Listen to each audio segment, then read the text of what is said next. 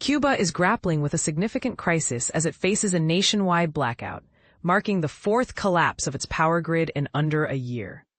This alarming situation has left many residents in the dark, exacerbating an already dire economic landscape. But here's where it gets controversial.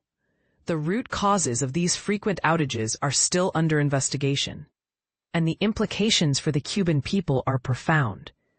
On the evening of September 10th, 2025, the National Electric Union of Cuba announced that power was gradually being restored after a complete grid failure occurred at 9:14 a.m. local time. While state-run media reported that essential services, including airports, hospitals, and water supply systems, were operational thanks to backup generators, the reality for the majority of the island's 9.7 million inhabitants was starkly different. They remained without electricity. In Havana, a bustling city with a population of around 2 million, the officials are making efforts to reactivate major power plants. However, this incident is not isolated. It is part of a troubling trend.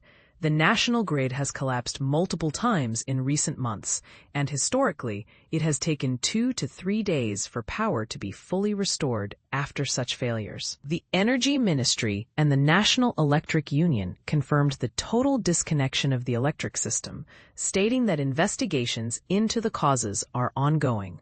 Even prior to this latest blackout, many Cubans were already enduring daily power outages lasting 16 hours or more. This chronic instability has left residents like Veronica Hernandez, who was seen preparing candles in her home during the blackout, feeling the strain of the situation. "This is crazy for everybody," lamented Raul Ernesto Gutierrez, who expressed his frustration over the need to revert to cooking with charcoal and firewood in his rural hometown. Denai Hernandez, a state worker in Havana, shared her own distress as she left work, stating, "I'm going home to organize everything in the household and now we have to wait.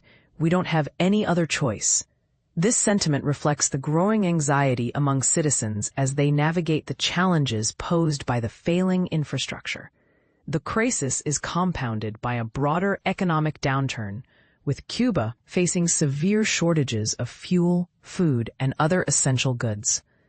The country's oil-fired power plants, which are already outdated, have been struggling to maintain operations, particularly as imports of oil from key partners like Venezuela, Russia, and Mexico have dwindled.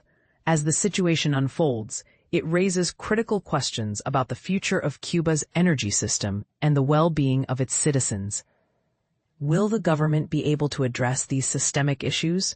Or are we witnessing the beginning of a more profound crisis? We invite you to share your thoughts. Do you believe the Cuban government can effectively resolve these challenges? Or is this a sign of deeper problems within the system?